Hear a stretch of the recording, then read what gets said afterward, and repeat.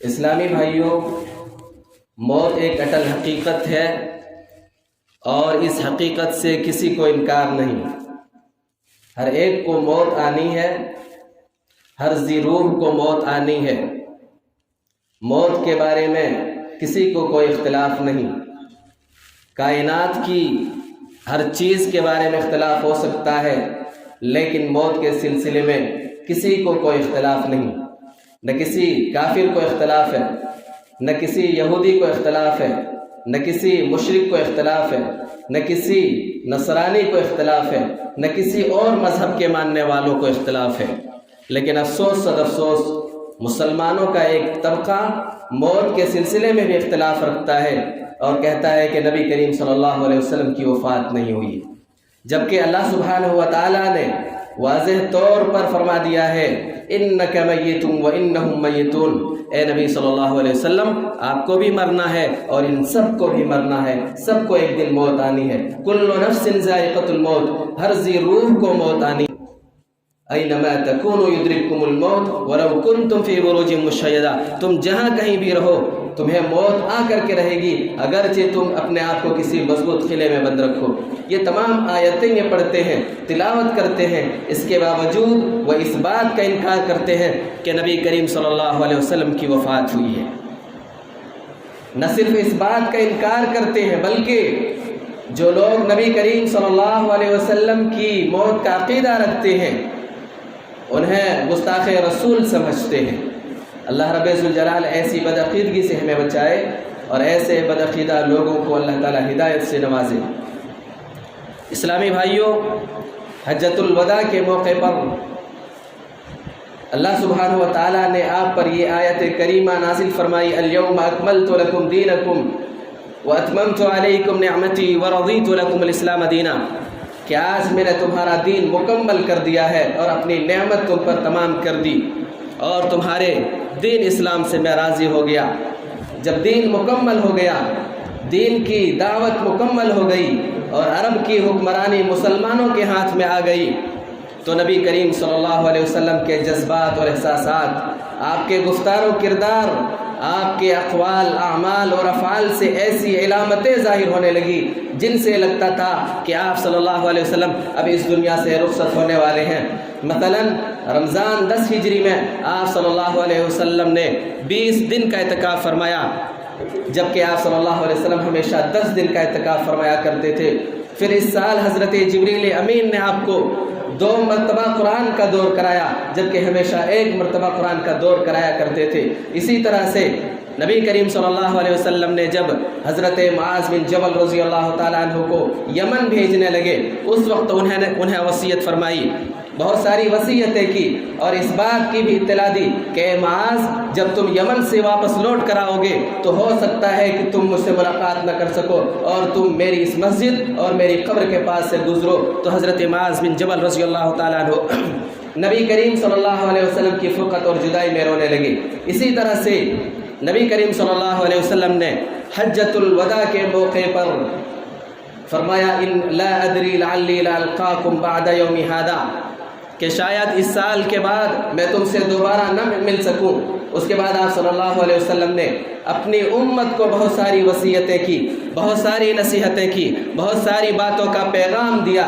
پھر آپ صلی اللہ علیہ وسلم جمرہ عقبہ کے پاس تشریف لے گئے، وہاں بھی آپ صلی اللہ علیہ وسلم نے اسی بات کو دہرایا کہ غالباً اس سال کے بعد اس جگہ پر، اس مقام پر میں تم سے دوبارہ نہ مل سکوں، اس لیے حج کے اعمال سیکھ لو، حج کے طریقے سیکھ لو۔ پھر اسی دوران آپ صلی اللہ علیہ وسلم پر قرآن کریم کی نزول کے اعتبار سے سب سے آخری صورت اذا جاء نصر اللہ والفتح، یہ صورت نازل ہوئی، اور اس صورت کے نزول کے بعد آپ صلی اللہ علیہ وسلم سمجھ گئے کہ اس دنیا سے روانگی اور چل چلاؤ کا وقت آ چکا ہے اور یہ موت کی اطلاع ہے۔ ماہ سفر کے شروع سن 11 ہجری میں آپ صلی اللہ علیہ وسلم دامن احد میں تشریف لے گئے اور شہدائے احد کے لیے اس طرح سے دعا فرمائی گویا آپ زندوں اور مردوں سے رخصت ہو رہے ہوں۔ پھر آپ صلی اللہ علیہ وسلم واپس آ کر کے ممبر پر تشریف لائے، ممبر پر جلوہ افروز ہوئے اور خطبہ دیا اور فرمایا کہ لوگوں میں تمہارا امام ہوں، میں تم پر گواہ ہوں، اللہ کی قسم میں اس وقت اپنا حوض کوثر دیکھ رہا ہوں، مجھے زمین اور زمین کے خزانوں کی کنجیاں عطا کی گئی ہیں۔ بخدا مجھے اس بات کا ڈر نہیں ہے کہ میرے بعد تم شرک کرنے لگو گے، بلکہ مجھے اس بات کا ڈر ہے کہ دنیا تم پر کھول دی جائے گی اور دنیا حاصل کرنے کے لیے دنیا کے پیچھے بھاگنے لگو گے۔ ایک رات آپ صلی اللہ علیہ وسلم ایک روز آپ صلی اللہ علیہ وسلم آدھی رات کو قبرستان یعنی جسے جنت البقیع کہا جاتا ہے تشریف لے گئے اور اہل بقیع کے لیے دعائے مغفرت فرمائی اور انہیں اس بات کی اطلاع دی کہ اے قبر والوں، بہت جلد میں تم سے ملنے والا ہوں۔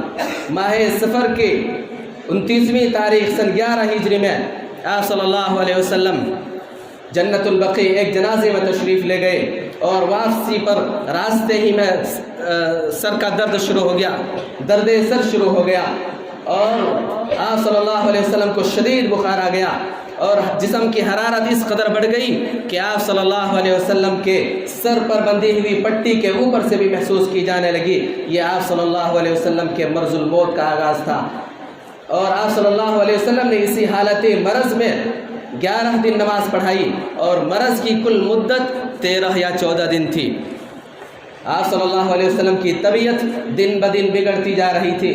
اس دوران آپ صلی اللہ علیہ وسلم ازواج مطہرات سے، اپنی بیویوں سے پوچھتے رہتے تھے کہ کل میں کہاں رہوں گا، کل میں کہاں رہوں گا، میری کل رہنے کی باری کس کے پاس ہے۔ اس سوال سے آپ صلی اللہ علیہ وسلم کا جو مقصود تھا ازواج مطہرات سمجھ گئیں اور انہوں نے آپ صلی اللہ علیہ وسلم کو اجازت دے دی کہ اللہ کے رسول صلی اللہ علیہ وسلم آپ جہاں چاہیں آپ رہ سکتے ہیں۔ اس کے بعد آپ صلی اللہ علیہ وسلم حضرت عائشہ رضی اللہ تعالی عنہا کے مکان میں منتقل ہو گئے اور منتقل کے دوران آپ صلی اللہ علیہ وسلم نے 2 صحابیوں کے کندھوں کا سہارا لیا، ایک طرف حضرت علی، ایک طرف حضرت فضل بن عباس رضی اللہ تعالی عنہما۔ نبی کریم صلی اللہ علیہ وسلم نے ان دونوں صحابیوں کے کندھوں پر اپنا ہاتھ رکھا اور ان دونوں صحابیوں کے درمیان چل کر کے آپ صلی اللہ علیہ وسلم تشریف لے جا رہے تھے۔ آپ کے سر پر پٹی بندھی ہوئی تھی، آپ کے پاؤں مبارک زمین پر گھسٹ رہے تھے۔ آپ صلی اللہ علیہ وسلم کے اندر اتنی طاقت نہیں تھی کہ آپ خود چل کر جا سکیں۔ آپ صلی اللہ علیہ وسلم اسی حالت میں حضرت عائشہ رضی اللہ تعالی عنہا کے مکان میں تشریف لے گئے اور اپنی زندگی کا آخری ہفتہ وہیں گزارا۔ حضرت عائشہ رضی اللہ تعالی عنہا نے نبی کریم صلی اللہ علیہ وسلم سے جو دعائیں یاد کی تھیں اور معوذتین یعنی سورہ فلق اور سورہ ناس جو یاد کی تھیں وہ پڑھ کر کے نبی کریم صلی اللہ علیہ وسلم کے ہاتھ میں دم کرتی اور آپ صلی اللہ علیہ وسلم کا ہاتھ برکت کی نیت سے آپ کے پورے جسم پر پھیرتی رہتی تھی۔ وفات سے 5 دن پہلے بدھ کے دن جسم کی حرارت میں مزید شدت آ گئی اور آپ صلی اللہ علیہ وسلم کو تکلیف نے گھیر لیا، تکلیف بڑھتی گئی، اس قدر تکلیف بڑھی کہ آپ صلی اللہ علیہ وسلم بے ہوش ہو گئے۔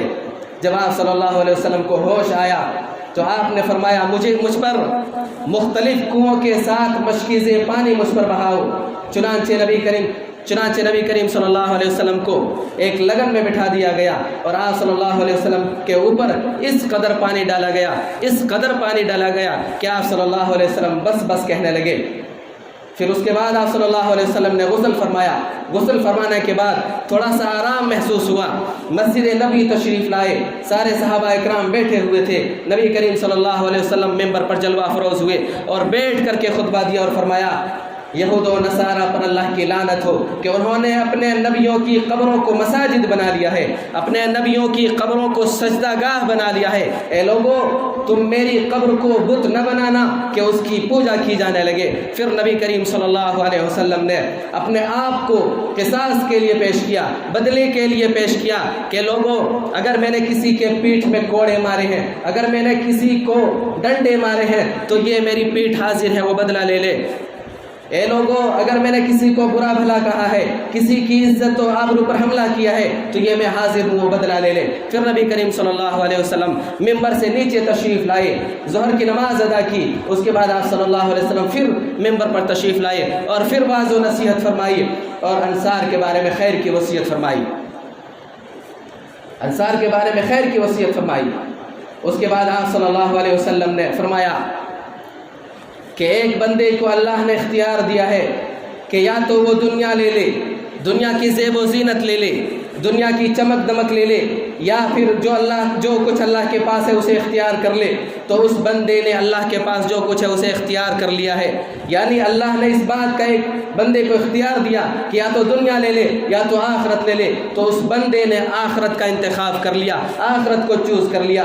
حضرت ابو سعید خدری رضی اللہ تعالیٰ عنہ فرماتے ہیں کہ یہ بات سن کر کے حضرت ابو بکر صدیق رضی اللہ تعالیٰ عنہ رونے لگے اور کہنے لگے، اللہ کے رسول صلی اللہ علیہ وسلم، ہم اپنے ماں باپ سمیت آپ پر قربان۔ لوگوں کو تعجب ہونے لگا کہ دیکھو، اور کہنے لگے کہ دیکھو اس بڈھے ابو بکر کو کیا ہو گیا ہے۔ نبی کریم صلی اللہ علیہ وسلم تو ایک بندے کے بارے میں یہ خبر دے رہے ہیں کہ ایک بندے کو اللہ نے یہ اختیار دیا ہے کہ یا تو دنیا لے لے، دنیا کی زیب و زینت لے لے، یا پھر آخرت لے لے، اللہ کے پاس جو کچھ نعمتیں ہیں اسے اختیار کر لے۔ نبی کریم صلی اللہ علیہ وسلم تو ایک بندے کے بارے میں یہ خبر دے رہے ہیں، اور یہ بڈھا ابو بکر رو رہا ہے اور کہہ رہا ہے کہ میرے ماں باپ آپ پر قربان ہو۔ اس بڈھے ابو بکر کو کیا ہو گیا ہے؟ لیکن نبی کریم صلی اللہ علیہ وسلم چند دن بعد ہم سے رخصت ہو گئے، ہم سے جدا ہو گئے، تو ہمیں پتہ چلا کہ جسے اختیار دیا گیا تھا وہ خود نبی کریم صلی اللہ علیہ وسلم تھے، جسے ابو بکر صدیق رضی اللہ تعالیٰ عنہ نے فوراً سمجھ لیا تھا اور رونے لگ گئے تھے۔ یقیناً ہم میں حضرت ابو بکر صدیق رضی اللہ تعالیٰ عنہ سب سے زیادہ صاحب علم تھے۔ وفات سے 4 دن پہلے جمعرات کے دن مزید تکلیف کے باوجود آپ صلی اللہ علیہ وسلم نے فرمایا کہ لاؤ ایک تحریر لکھ دو جس کے بعد تم کبھی بھی گمراہ نہیں ہو سکتے۔ اس سلسلے میں صحابہ اکرام آپس میں اختلاف کر بیٹھے۔ کچھ صحابہ کہنے لگے آپ صلی اللہ علیہ وسلم کو بہت تکلیف ہو رہی ہے، بہت تکلیف ہے، اس لیے مزید تکلیف دینے کی ضرورت نہیں ہے، ہمارے پاس قرآن و سنت ہے، ہم کبھی بھی گمراہ نہیں ہوں گے۔ لیکن کچھ صحابہ اکرام کہنے لگے نہیں، لکھنے دو، نبی کریم صلی اللہ علیہ وسلم کو لکھنے دو تاکہ ہم کبھی بھی گمراہ نہیں ہوں گے۔ صحابہ اکرام آپس میں لڑ پڑے، جھگڑ پڑے اور شور و گل کرنے لگے، تو نبی کریم صلی اللہ علیہ وسلم نے ان تمام لوگوں کو اپنے پاس سے اٹھا دیا کہ شور مت کرو، یہاں سے نکل جاؤ۔ نبی کریم صلی اللہ علیہ وسلم نے اسی روز 3 باتوں کی وصیت فرمائی۔ ایک اس بات کی وصیت کہ یہود و نصارہ اور مشرکین کو جزیرۃ العرب سے باہر نکال دینا، دوسرے اس بات کی وصیت کہ وفود کی مہمان نوازی اسی طرح سے کرنا جس طرح نبی کریم صلی اللہ علیہ وسلم کیا کرتے تھے، اور تیسری وصیت کے بارے میں راوی بھول گیا، غالباً یہ کتاب و سنت کو مضبوطی سے تھامے رکھنے کی وصیت تھی، یا لشکر اسامہ کو نافذ کرنے کی وصیت تھی، یا نماز قائم کرنے اور غلام اور لونڈیوں کے ساتھ حسن سلوک کرنے کی وصیت تھی۔ وفات سے 4 دن پہلے جمعرات تک نبی کریم صلی اللہ علیہ وسلم ساری نمازیں خود ہی پڑھاتے رہے، لیکن اور جمعرات کے دن مغرب کی نماز بھی نبی کریم صلی اللہ علیہ وسلم نے خود ہی پڑھائی، لیکن عشاء کے وقت آپ صلی اللہ علیہ وسلم کا مرض اس قدر بڑھ گیا، آپ کی بیماری اس قدر بڑھ گئی کہ آپ صلی اللہ علیہ وسلم نماز کے لیے باہر تشریف نہ لا سکے۔ آپ نے پوچھا کیا عشاء کی نماز لوگوں نے پڑھ لیا ہے؟ تو حضرت عائشہ رضی اللہ تعالی عنہا نے فرمایا کہ نہیں، اللہ کے رسول صلی اللہ علیہ وسلم وہ آپ کا انتظار کر رہے ہیں۔ نبی کریم صلی اللہ علیہ وسلم نے حکم دیا کہ میرے لیے لگن میں پانی رکھو تاکہ غسل کر کے میں لوگوں کے سامنے آ سکوں اور انہیں نماز پڑھا سکوں۔ نبی کریم صلی اللہ علیہ وسلم کے لیے لگن میں پانی رکھا گیا، آپ نے غسل فرمایا، غسل فرما کر کے اٹھنا چاہا تو آپ بے ہوش ہو گئے۔ پھر آپ صلی اللہ علیہ وسلم کو جب ہوش آیا تو پھر پوچھا کیا لوگوں نے نماز پڑھ لی؟ آپ صلی اللہ علیہ وسلم کو جواب ملا نہیں، اللہ کے رسول صلی اللہ علیہ وسلم وہ آپ کا انتظار کر رہے ہیں۔ پھر آپ نے دوسری مرتبہ حکم دیا کہ میرے لیے لگن میں پانی رکھو تاکہ میں غسل کر کے لوگوں کے پاس آ سکوں، نماز پڑھا سکوں۔ دوسری مرتبہ صلی اللہ علیہ وسلم نے غسل فرمایا اور غسل فرما کر کے اٹھنا چاہا تو دوسری مرتبہ بھی آپ صلی اللہ علیہ وسلم بے ہوش ہو گئے۔ پھر جب ہوش آیا پھر پوچھا آپ صلی اللہ علیہ وسلم نے کیا لوگوں نے نماز پڑھ لی؟ جواب ملا نہیں، اللہ کے رسول صلی اللہ علیہ وسلم وہ آپ کا انتظار کر رہے ہیں۔ تیسری مرتبہ آپ صلی اللہ علیہ وسلم نے حکم دیا کہ میرے لیے پانی رکھو غسل کا۔ تیسری مرتبہ بھی آپ صلی اللہ علیہ وسلم نے غسل کیا، اور غسل کے بعد آپ صلی اللہ علیہ وسلم اٹھنا چاہے تو تیسری بار بھی آپ صلی اللہ علیہ وسلم بے ہوش ہو کر گر پڑے۔ بار بار آپ صلی اللہ علیہ وسلم بے ہوش ہو رہے تھے۔ بالآخر حضرت ابو بکر صدیق رضی اللہ تعالی عنہ کو کہلوا بھیجا کہ جاؤ ابو بکر صدیق رضی اللہ تعالی عنہ سے کہہ دو کہ وہ لوگوں کو امامت کروائیں، لوگوں کو نماز پڑھوائیں۔ یہ ایک طرح سے اشارہ تھا کہ میرے بعد امام حضرت ابو بکر صدیق رضی اللہ تعالیٰ عنہ ہی ہوں گے۔ یہ ایک طرح سے اشارہ تھا کہ میرے بعد امیر المومنین اور خلیفۃ المسلمین ابو بکر صدیق رضی اللہ تعالیٰ عنہ ہی ہوں گے۔ پھر وفات سے 2 دن پہلے یا 1 دن پہلے سنیچر یا اتوار کو آپ صلی اللہ علیہ وسلم نے اپنی طبیعت میں قدر تخفیف محسوس کی، تھوڑا سا آرام محسوس کیا، تو 2 صحابیوں کے درمیان ٹیک لگا کر کے چل کر کے ظہر کی نماز ادا کرنے کے لیے مسجد تشریف لائے۔ اس وقت حضرت ابوبکر صدیق رضی اللہ تعالیٰ عنہ لوگوں کو نماز پڑھا رہے تھے۔ دیکھا نبی کریم صلی اللہ علیہ وسلم آ رہے ہیں، تشریف لا رہے ہیں، تو حضرت ابوبکر صدیق رضی اللہ تعالیٰ عنہ پیچھے ہٹنے لگے، تو آپ صلی اللہ علیہ وسلم نے اشارہ فرمایا کہ پیچھے نہ ہٹیں، پیچھے نہ ہٹیں۔ اس کے بعد لانے والوں سے کہا کہ مجھے ان کے بازو میں بٹھا دو، چنانچہ آپ صلی اللہ علیہ وسلم کو حضرت ابوبکر صدیق رضی اللہ تعالیٰ عنہ کے دائیں بازو بٹھا دیا گیا، اور آپ صلی اللہ علیہ وسلم بیٹھے بیٹھے نماز پڑھانے لگے۔ ابوبکر صدیق رضی اللہ تعالیٰ عنہ آپ صلی اللہ علیہ وسلم کی اقتداء میں نماز پڑھ رہے تھے اور لوگوں کو تکبیر سنا رہے تھے۔ وفات سے 1 دن پہلے آپ صلی اللہ علیہ وسلم نے اپنے تمام غلاموں کو آزاد فرما دیا۔ آپ کے پاس 7 دینار تھے، انہیں صدقہ کر دیا اللہ کی راہ میں۔ آپ کے پاس جو ہتھیار تھے مسلمانوں کو ہبہ فرما دیا۔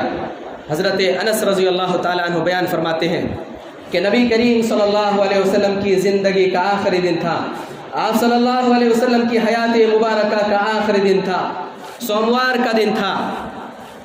سارے لوگ نماز فجر ادا کر رہے تھے۔ اتنے میں نبی کریم صلی اللہ علیہ وسلم نے حضرت عائشہ رضی اللہ تعالی عنہا کے کمرے کا پردہ اٹھایا، دیکھا کہ سارے لوگ نماز فجر ادا کرنے کے لیے سب باندھے کھڑے ہیں۔ یہ خوشنما منظر دیکھ کر کے نبی کریم صلی اللہ علیہ وسلم مسکرائے۔ ادھر ابوبکر صدیق رضی اللہ تعالیٰ عنہ پیچھے ہٹنے لگے، انہوں نے سمجھا کہ نبی کریم صلی اللہ علیہ وسلم تشریف لانا چاہتے ہیں۔ حضرت انس رضی اللہ تعالیٰ عنہ بیان فرماتے ہیں کہ نبی کریم صلی اللہ علیہ وسلم کے اس اچانک ظہور سے نبی کریم صلی اللہ علیہ وسلم کے پردہ اٹھا کر کے اچانک دیکھنے کی وجہ سے مسلمان اس قدر خوش ہوئے، ایسا محسوس ہو رہا تھا کہ لوگ اپنی نماز توڑ کر کے نبی کریم صلی اللہ علیہ وسلم کی مزاج پرسی کے لیے چلے جائیں، لیکن نبی کریم صلی اللہ علیہ وسلم نے اشارہ فرمایا کہ نماز پوری کر لو۔ اس کے بعد آپ صلی اللہ علیہ وسلم نے حجر عائشہ کا پردہ گرا لیا، آپ اندر تشریف لے گئے۔ اس کے بعد آپ صلی اللہ علیہ وسلم کے اوپر دوسری کسی بھی نماز کا وقت نہیں آیا۔ دن چڑھے، چاشت کے وقت آپ صلی اللہ علیہ وسلم نے اپنی صاحبزادی حضرت فاطمہ رضی اللہ تعالی عنہا کو بلا کر کے ان کے کان میں کچھ سرگوشی کی، ان کے کان میں کچھ کہا، تو حضرت فاطمہ رضی اللہ تعالی عنہا رونے لگی۔ انہیں پھر دوبارہ بلایا، پھر کان میں کچھ سرگوشی کی، تو اس بار حضرت فاطمہ رضی اللہ تعالیٰ عنہ ہنسنے لگی۔ اما عائشہ رضی اللہ تعالیٰ عنہ فرماتی ہیں کہ بعد میں ہمارے پوچھنے پر حضرت فاطمہ رضی اللہ تعالیٰ عنہ نے کہا کہ پہلی مرتبہ سرگوشی کرتے ہوئے نبی کریم صلی اللہ علیہ وسلم نے فرمایا کہ اسی بیماری اور اسی مرض میں میری وفات ہو جائے گی۔ یہ خبر سن کر کے میں رونے لگی، اور دوسری مرتبہ سرگوشی کرتے ہوئے نبی کریم صلی اللہ علیہ وسلم نے مجھ سے فرمایا کہ میرے اہل و عیال میں، میرے گھر والوں میں سب سے پہلے تم مجھ سے ملو گی، اور جب ملو گی تو جنت کی عورتوں کی سردار ہوگی۔ یہ بات سن کر کے میں ہنسنے لگی۔ پھر نبی کریم صلی اللہ علیہ وسلم نے حضرت حسن و حسین رضی اللہ تعالیٰ عنہما کو بلا کر کے چوما اور ان کے بارے میں خیر کی وصیت فرمائی۔ اس کے بعد آپ نے ازواج مطہرات کو بلایا، انہیں واعظ و نصیحت فرمائی۔ اس کے بعد صحابہ اکرام کو بلایا، انہیں بھی واعظ و نصیحت فرمائی، اور انہیں وصیت فرمائی الصلاۃ وما ملکت ایمانکم، لوگوں نماز قائم کرتے رہنا اور اپنے غلاموں اور لونڈیوں کے ساتھ حسن سلوک سے پیش آنا۔ ادھر لمحہ بلمحہ تکلیف بڑھتی گئی اور موت قریب آتی رہی۔ حضرت عائشہ رضی اللہ تعالیٰ عنہ فرماتی ہیں کہ نبی کریم صلی اللہ علیہ وسلم میرے سینے کے درمیان ٹیک لگا کر کے سوئے ہوئے تھے۔ اتنے میں میرے کمرے میں میرے بھائی حضرت عبد الرحمن بن ابی بکر رضی اللہ تعالی عنہ داخل ہوئے۔ ان کے ہاتھ میں تازی مسواک تھی، نبی کریم صلی اللہ علیہ وسلم کی نگاہ مبارک اس تازی مسواک کی طرف ٹک گئی۔ میں نے آپ صلی اللہ علیہ وسلم سے پوچھا کہ اللہ کے رسول کیا آپ کے لیے مسواک لے لوں؟ آپ نے سر کے اشارے سے فرمایا ہاں لے لو۔ چنانچہ وہ مسواک لے کر کے میں نے آپ صلی اللہ علیہ وسلم کو دی، لیکن آپ صلی اللہ علیہ وسلم کے دندان مبارک میں اتنی بھی طاقت نہیں تھی کہ مسواک کو کچل کر کے وہ نرم کر سکے۔ میں نے دیکھا کہ نبی کریم صلی اللہ علیہ وسلم مسواک کو کڑی محسوس کر رہے ہیں، سخت محسوس کر رہے ہیں، تو میں نے وہ مسواک لے لی۔ نبی کریم صلی اللہ علیہ وسلم سے پوچھا اے اللہ کے رسول کیا میں مسواک نرم کر دوں؟ پھر آپ صلی اللہ علیہ وسلم نے سر کے اشارے سے فرمایا ہاں۔ پھر میں نے وہ مسواک لے لی، اپنے منہ میں ڈالا اور اپنے دانتوں سے چبا کر کے اسے نرم کیا، پھر آپ صلی اللہ علیہ وسلم کو دی اور آپ صلی اللہ علیہ وسلم نے اچھی طرح سے مسواک کی۔ آپ صلی اللہ علیہ وسلم کے سامنے کٹورے میں پانی رکھا ہوا تھا۔ آپ صلی اللہ علیہ وسلم اس کٹورے میں اپنے دونوں ہاتھوں کو ڈبوتے پہنچتے اور اپنے چہرے کو پہنچتے اور کہتے تھے لا الہ الا اللہ، اللہ کے سوا کوئی معبود برحق نہیں، موت کے لیے سختیاں ہیں۔ آپ صلی اللہ علیہ وسلم مسواک سے فارغ ہوتے ہی اپنے ہاتھوں کو آسمان کی طرف بلند کیا، آپ کی نگاہ چھت کی طرف بلند ہو گئی اور آپ کے ہونٹوں سے کچھ حرکت ہونے لگی۔ اما عائشہ رضی اللہ تعالیٰ عنہ فرماتی ہیں کہ میں نے کان لگا کر کے سنا تو آپ صلی اللہ علیہ وسلم فرما رہے تھے ان انبیاء، صدیقین، شہداء اور صالحین کے ساتھ تو مجھے ملا دے جنہیں تو نے انعام سے نوازا ہے۔ اے اللہ مجھے بخش دے، مجھ پر رحم فرما، اے اللہ رفیق اعلیٰ پہنچا دے، اے اللہ رفیق اعلیٰ۔ یہ آخری جملہ آپ صلی اللہ علیہ وسلم نے 3 مرتبہ دہرایا۔ اسی وقت آپ صلی اللہ علیہ وسلم کا ہاتھ نیچے گر گیا، آپ کا ہاتھ نیچے جھک گیا اور آپ صلی اللہ علیہ وسلم رفیق اعلیٰ سے جا ملے اور اس دار فانی کو الوداع کہہ کر دار بقا کی طرف چل بسے۔ انا للہ و انا الیہ راجعون۔ یہ واقعہ 12 ربیع الاول سن 11 ہجری سوموار کے دن چاشت کے وقت پیش آیا۔ اس وقت آپ صلی اللہ علیہ وسلم کی عمر 63 سال 4 دن کی ہو چکی تھی۔ یہ غمناک اور یہ المناک خبر پورے مدینے میں فوراً پھیل گئی۔ مدینے کی گلیاں تاریک ہو گئی، مدینے کی گلیوں سے سسکیوں اور آہوں کی آواز آنے لگی۔ صحابہ ہوش کھو بیٹھے۔ حضرت انس رضی اللہ تعالیٰ عنہ فرماتے ہیں کہ جس دن نبی کریم صلی اللہ علیہ وسلم ہمارے پاس تشریف لائے تھے اس دن سے بہتر اور تابناک دن ہم نے کبھی نہیں دیکھا، اور جس دن آپ صلی اللہ علیہ وسلم کی وفات ہوئی اس دن سے قبیح اور برا اور تاریک دن بھی ہم نے کبھی نہیں دیکھا۔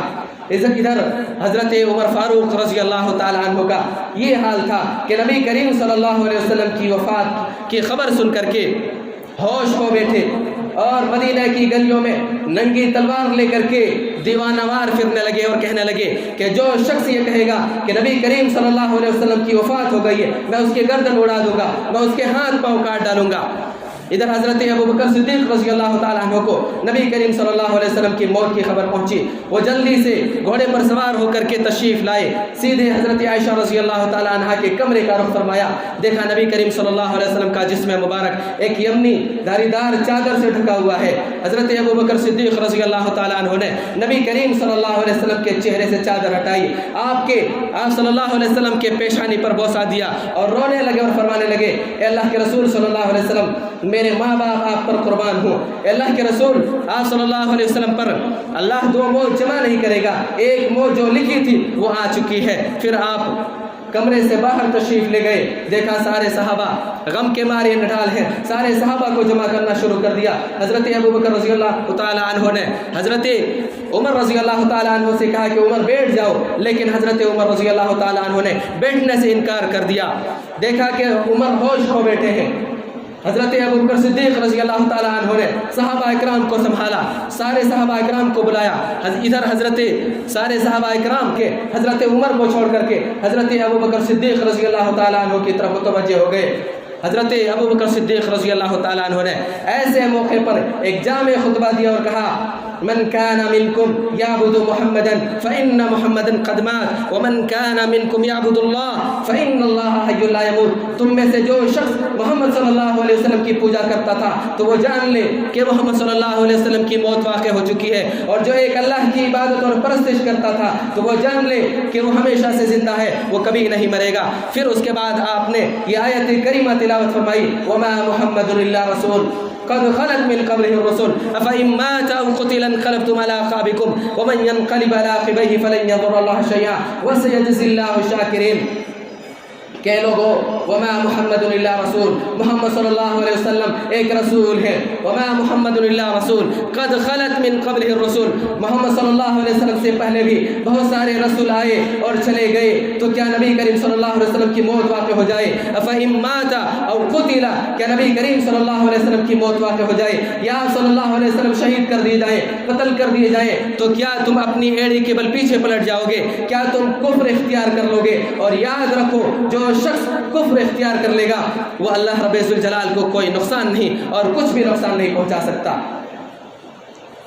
اب تک صحابہ اکرام جو غم کے مارے نڈھال تھے، ہوش کھو بیٹھے تھے. حضرت ابوبکر صدیق رضی اللہ تعالیٰ عنہ کا یہ خطاب سن کر کے انہیں یقین ہو گیا کہ نبی کریم صلی اللہ علیہ وسلم اس دار فانی سے دار بقا کی طرف چل بسے، آپ کی موت واقع ہو چکی ہے. خود حضرت عمر فاروق رضی اللہ تعالیٰ عنہ فرماتے ہیں اللہ کی قسم میں جو ہی یہ آیت کریمہ حضرت ابوبکر صدیق رضی اللہ تعالیٰ عنہ کو تلاوت کرتے ہوئے سنا، میں خاک آلود ہو کر رہ گیا، میرے پاؤں میں مجھے اٹھانے کی طاقت نہیں رہی، میں زمین کی طرف لڑک گیا اور مجھے یقین ہو گیا کہ نبی کریم صلی اللہ علیہ وسلم کی وفات ہو چکی ہے. حضرت ابوبکر صدیق رضی اللہ تعالیٰ عنہ کے خطاب سے حضرت عمر فاروق رضی اللہ تعالیٰ عنہ کو یقین ہو گیا کہ واقعی آپ صلی اللہ علیہ وسلم اس دار فانی سے دار بقا کی طرف چل بسے. اسلامی بھائیوں، تاریخ کا یہ وہ المناک دن ہے جس دن نبی کریم صلی اللہ علیہ وسلم کی وفات ہوئی. تاریخ کا یہ وہ المناک دن ہے جس دن نبی کریم صلی اللہ علیہ وسلم کی وفات کی وجہ سے مدینے کی گلیوں میں اندھیرا چھا گیا تھا، مدینے کی گلیاں تاریک ہو گئی تھیں اور مدینے کی گلیوں سے سسکیوں اور آہوں کی آواز آ رہی تھی اور اہل مدینہ پر غموں کا پہاڑ ٹوٹ پڑا تھا. لیکن افسوس صد افسوس، اسی دن اسی تاریخ کو یعنی 12 ربیع الاول کو بہت سارے مسلمان خوشی مناتے ہیں، نبی کریم صلی اللہ علیہ وسلم کی ولادت پر جشن مناتے ہیں. جس دن مدینے کی گلیاں تاریک ہوئی تھیں اسی دن یہ اپنے گلی کوچوں کو روشن کرتے ہیں. جس دن نبی کریم صلی اللہ علیہ وسلم کی وفات کی وجہ سے مدینے کی گلیوں سے سسکیوں اور آہوں کی آواز آ رہی تھی، یہ اپنے گلی کوچوں سے قہقہوں کی آواز لگاتے ہیں، خوشیاں مناتے ہیں اور نبی کریم صلی اللہ علیہ وسلم کی ولادت کے نام پر طرح طرح کے بدعات اور خرافات انجام دیتے ہیں. اور وہ اس بات کا عقیدہ رکھتے ہیں کہ نبی کریم صلی اللہ علیہ وسلم کی وفات نہیں ہوئی. اللہ رب ذوالجلال ایسی بدعقیدگی سے ہمیں بچائے. رب ذوالجلال والاکرام ایسے بدعقیدہ لوگوں کو ہدایت کا راستہ دکھا دے. اے رب ذوالجلال والاکرام تو ہمیں بدعات اور خرافات سے بچا لے. رب ذوالجلال والاکرام تو ہمیں سنتوں پر عمل کرنے کی توفیق عطا فرما دے. رب ذوالجلال والاکرام ہم میں سے جو پریشان حال ہیں ان کی پریشانیوں کو دور فرما دے. رب ذوالجلال والاکرام موت سے پہلے موت کے بعد کی زندگی کے لیے تیاری کرنے کے توفیق عطا فرما دے. رب ذوالجلال والاکرام تمام مسلمانوں کے جان و مال کی حفاظت فرما، چاہے وہ دنیا کے کسی بھی کونے میں ہو. اے رب ذوالجلال والاکرام خصوصی طور پر تیری پورا کے مسلمانوں کی حفاظت فرما، ان کے جان و مال کی حفاظت فرما.